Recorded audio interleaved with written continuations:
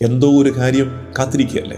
ഇവിടെ നിന്നും അനങ്ങുന്നില്ലല്ലോ കർത്താവെ, ഇവിടെ സ്റ്റില്ലായി പോയല്ലോ ഈശോയെ എന്ന് വിചാരിച്ചിരിക്കുകയല്ലേ. അടുത്ത ചുവട് വയ്ക്കാൻ പറ്റുന്നില്ലല്ലോ എന്ന് ആവതില്ലാതെ കേണ് പ്രാർത്ഥിക്കുന്ന നേരമല്ലേ ഈ നേരത്ത്. ഈ നേരത്ത് ഓർക്കേണ്ടത് waiting is not a time for disappointment. കാത്തിരിപ്പിന്റെ നേരം നിരാശയുടെ നേരമല്ല. ഇസ്രായേൽ പഠിപ്പിക്കുന്നു, waiting is holy and waiting is worship.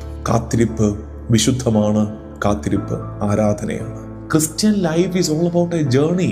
ക്രിസ്തീയ ജീവിതം യാത്രയാണ്. ഈ യാത്രയിൽ ദൈവത്തിന്റെ സാന്നിധ്യം നമ്മോടൊപ്പമുണ്ടെന്ന് തിരിച്ചറിയുമ്പോഴാണ് യാത്രയ്ക്ക് സൗന്ദര്യമുള്ളത്. നമ്മുടെ വേഗതയിലല്ല കാര്യങ്ങൾ നടക്കേണ്ടത്, ദൈവത്തിന്റെ വേഗതയിലാണ്.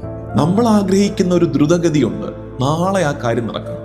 അങ്ങനല്ല, ദൈവത്തിന് മറ്റൊരു വേഗതയുണ്ട്. നമ്മൾ പലപ്പോഴും തീരുമാനിക്കുന്നത്, ചേട്ടാ ഇതാണ് ഞാനിപ്പോ ഇങ്ങനെ സ്റ്റക്കായിട്ട് നിൽക്കുന്നത്, നാളെയും കൂടെ എനിക്ക് എന്തെങ്കിലും ചെയ്യാമായിരുന്നല്ലോ, നാളെ അടുത്ത പരിപാടി ഇറങ്ങായിരുന്നല്ലോ.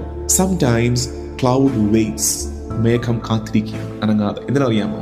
ടു ഹീൽ, മുറിവുണങ്ങാനുള്ള സമയമാണ്. ടു പ്രിപ്പയർ, ഒരുങ്ങാനുള്ള സമയമാണ്. ടു സ്ട്രെങ്തൻ, ബലം ശക്തി ആർജിക്കാനുള്ള സമയമാണ്. കർത്താവ് നമ്മളോട് നിശ്ചലരായിരിക്കാൻ പറയുന്ന നേരം, മുറിവുണക്കാൻ, ശക്തി സ്വീകരിക്കാൻ, ഒരുങ്ങാനൊക്കെയുള്ള സമയമാണ്. ഈ ചില ഇടങ്ങളിലെ കംഫർട്ടുകളിൽ നമ്മൾ ഉടക്കിക്കിടക്കരുത്. നമ്മൾ അവിടത്തേക്കുള്ളവരല്ല, നമ്മൾ ഈ മരുഭൂമിക്കുള്ളവരല്ല, നമ്മൾ വാഗ്ദാന ദേശത്തുള്ളവരാണ്. ഈ ലോകത്ത് ജീവിക്കുമ്പോൾ ഓർത്തേക്കണേ,